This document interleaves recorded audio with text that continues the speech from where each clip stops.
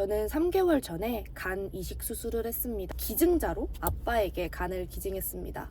정말 드라마 속 남의 일이라고만 생각을 했어요. 이번 전날에는 짐을 싸다가 펑펑 울고, 근데 진짜 공포는 사실 수술 후에 시작이 됐습니다. 지금 그냥 죽고 싶다 라는 생각 외에는 정말 인생이 망해버린 것만 같은 기분에 매일 밤 자책감이 밀려왔습니다.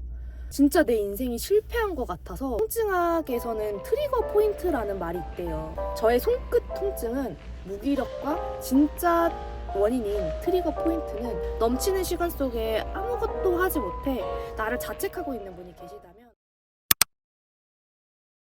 오늘은 제 인생에서 가장 컸던, 그리고 제 일상을 송두리째 흔들어 놓았던 이야기를 해보려고 합니다. 저는 3개월 전에 간 이식 수술을 했습니다. 제가 공여자, 그러니까 기증자로 아빠에게 간을 기증했습니다. 드라마 같은 데서나 보던 일이었죠. 제 인생은커녕 제 주변에서도 절대로 일어날 리가 없는 정말 드라마 속 남의 일이라고만 생각을 했어요. TV를 보면서 와, 진짜 저럴까? 했던 일들이 저한테 닥치니까 처음에 약간 벙찌기도 하고 실감이 안 나기도 하더라고요. 그리고 사실 수술 전에는 아빠를 살리기 위해서라면 당연히 해야 할 수술이라고 생각했어요. 근데 막상 수술 전날이 되니까 내 인생이 여기서 그냥 끝나버릴지도 모른다는 생각에 정말 많이 울었습니다. 하지만 아빠를 살릴 수 있다는 그 희망이 있었고, 그럼에도 불구하고 내가 앞으로 어떻게 될지 모른다는 그런 극심한 불안감? 이 모순적인 감정들이 소용돌이 치니까 감당이 안 되더라고요. 이번 전날에는 짐을 싸다가 펑펑 울고, 갑자기 침대에 엎어져서 울고, 병원 가기 싫다고 울고, 화장실 가서 울고, 혼자 얼마나 생쇼를 했는지 몰라요. 아마 제가 평생 울 거를 그때 다 울었던 게 아닐까 라는 생각을 지금은 해보고 있습니다. 요즘은 의료기술이 좋아져서 흉터가 작은 복강경 수술도 많이 한다는데, 저는 떼어내야 하는 간의 크기가 좀 커가지고 개복수술로 진행을 해야 했어요. 그래서 인터넷 후기를 이렇게 찾아보는데 배에 너무 크고 정말 선명한 흉터들이 남는 거예요. 저는 원래 제 배가 이제 아무런 흉터도 없이, 모두가 그렇겠지만 하얗고 깨끗했거든요. 근데 여기에 평생 지워지지 않을 뭔가 굉장히 커다란 상처가 생긴다고 생각하니까 눈물이 멈추지 않더라고요. 이번 전날에는 엄마 내 마지막으로 깨끗한 배 좀 한번 봐줘 이러면서 또 울고, 수술 전날에는 병원 화장실에서 마지막으로 막 제 배를 보면서 울었어요. 그리고 또 이 몸이 망가지는 거에 대한 그런 무서움도 있었어요. 근데 진짜 공포는 사실 수술 후에 시작이 됐습니다. 수술하고 병실에 누워있는데 마약성 진통제 부작용이 너무 심하게 온 거예요. 구토와 어지러움, 그리고 뭔가 계속 힘든 그런 약간 공황 상태 같이? 그래서 정말 지금 그냥 죽고 싶다 라는 생각 외에는 아무것도 할 수가 없었어요.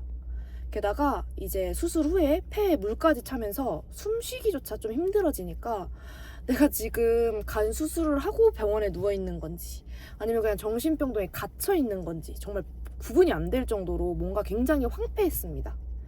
그때 너무 웃긴 건 이제 그맘때 제 유튜브 알고리즘에는 정신병동에도 아침이 올까요? 그 드라마 클립이 엄청 뜨더라고요. 그래서 침대에서 이게 보는데 약간 좀 묘한 감정들이 들긴 했었어요. 그리고 이제 병원 문을 나서서 집으로 돌아오는 그 길에 정말 인생이 망해버린 것만 같은 기분에 휩싸였습니다. 저는 원래 하루에 막 2-3시간, 4시간 이렇게 자면서 그래 죽어서 자자 잠은 이러면서 하고 싶은 모든 일을 몰아쳐서 하던 사람이었어요.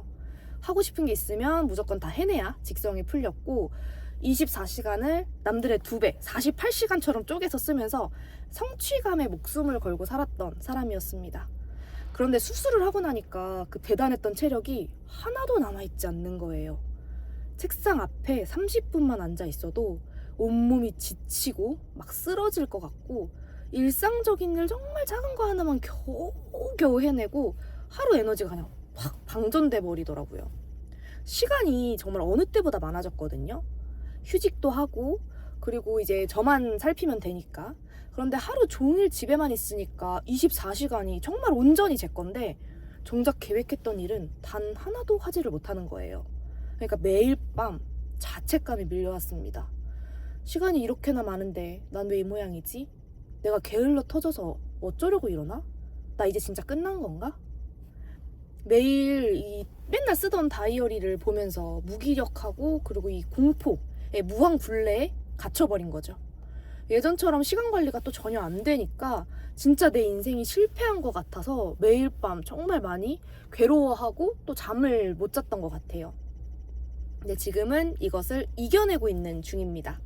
한번 곰곰이 생각을 해보니까 제 물리적인 일상의 시간표는 이제 회사가 없고 뭐 친구들 만나는 것도 줄어들고 해서 텅 비어버렸지만 제 심리적인 시간표는 너무 가득 차 있었던 거예요. 24시간 내내 다시는 예전처럼 에너지를 내지 못하면 어쩌지? 남들은 저만큼 앞서가는데 나만 도태되면 어쩌지? 내 인생이 이대로 망해버리면 어쩌지? 하는 온갖 불안과 공포, 자책, 실패에 대한 두려움으로 제 마음속의 시간표가 숨 쉴 틈 없이 꽉 차 있었던 거죠. 우리 몸의 통증학에서는 트리거 포인트라는 말이 있대요. 근육이 뭉쳐서 이제 생겨진 통증 유발점인데 통증의 진짜 근원지를 말한다고 합니다. 근육 속에 단단한 띠 형태로 이렇게 만져지면서 이제 어떤 곳을 누르면 막 펄쩍 뛸 정도로 너무 아픈 그런 거를 말한다고 하는데 이 손끝이 저리고 아픈데 실제 원인은 손끝이 아니라 뭐 팔꿈치나 어깨가 뭉쳐서 생기는 그런 증상인 것처럼요. 저의 손끝 통증은 무기력과 게으름이었지만 진짜 원인인 트리거 포인트는 수술 후 약해진 몸과 미래에 대한 두려움이었던 거예요. 마음이 고통뿐이고 온통 불안과 싸우느라 진을 다 빼고 있으니 몸이 움직여지지 않는 건 사실 당연한 증상이었던 거죠. 그걸 깨닫고 나서 저는 시간 관리하려는 욕심을 좀 내려놨습니다. 대신 마음 관리를 시작했어요. 내 발목을 잡는 이 불안이라는 기분과 잡념으로부터 나를 안전하게 만들어줘야지 라는 생각이 엄청 강해졌어요. 그 이겨내는 과정의 첫걸음은 저 자신을 다독이고 인정해주는 것이었습니다. 그래, 너 그동안 남들이 24시간 살 때 48시간씩 막 달렸잖아. 큰 수술 받느라 고생한 지금은 딱 12시간만 살아도 괜찮아. 아니 6시간만 살아도 괜찮아. 남들이 보기엔 하루에 아주 작은 일 하나하나를 겨우겨우 끝내는 그런 걸음마처럼 보일지라도 저는 지금 제 인생에서 가장 치열하게 이 무기력을 이겨내고 있는 중입니다. 하루에 단 한두 시간만이라도 불안으로부터 벗어나 안전하게 숨 쉴 수 있게 정말 작은 일부터 하나씩 해보고 있어요. 우리는 기계가 아니잖아요. 큰 수술을 겪었든 마음의 상처를 입었던 인생의 정체기를 맞이했던 이럴 때는 당연히 쉬어가야 하는 것 같아요. 혹시 만약 저처럼 수술을 하셨던 아니면 또 체력이 바닥나시거나 또 멘탈이 너무 흔들리시는 그런 시간을 보내시면서 넘치는 시간 속에 아무것도 하지 못해 나를 자책하고 있는 분이 계시다면 꼭 말씀드리고 싶어요. 지금 마음이 많이 지치고 무서운 상태인 거라고요. 물리적인 스케줄을 채우려고 채찍질하기 전에 내 안에 심리적인 이런 시간표? 내 마음의 스케줄러를 한번 먼저 들여다보면 좋겠어요. 나를 옥죄던 두려움을 알아채 주는 것만으로도 다시 일어설 그런 약간의 힘을 얻으실 수 있을 겁니다. 지금 제가 그러고 있거든요. 앞으로도 부족하고 뭐 체력도 엄청 힘들겠지만 저는 끊임없이 뭔가를 계속하고 있을 거예요. 할 수 있는 선에서요. 지금 저는 굉장히 배에 엄청 커다란 흉터를 안고 예전 같지 않은 체력이지만 제 속도에 맞춰서 조금씩 일상을 회복해 나가고 있습니다. 저와 같은 터널을 지나고 계신 분이 계시다면 오늘 제 이야기가 조금이나마 위로와 용기가 되었으면 좋겠습니다.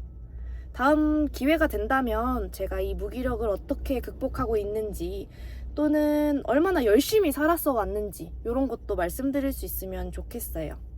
오늘 하루도 정말 고생 많으셨고 이번 주도 정말 열심히 살아내셨습니다. 다음 영상에서 또 인사드릴게요. 감사합니다.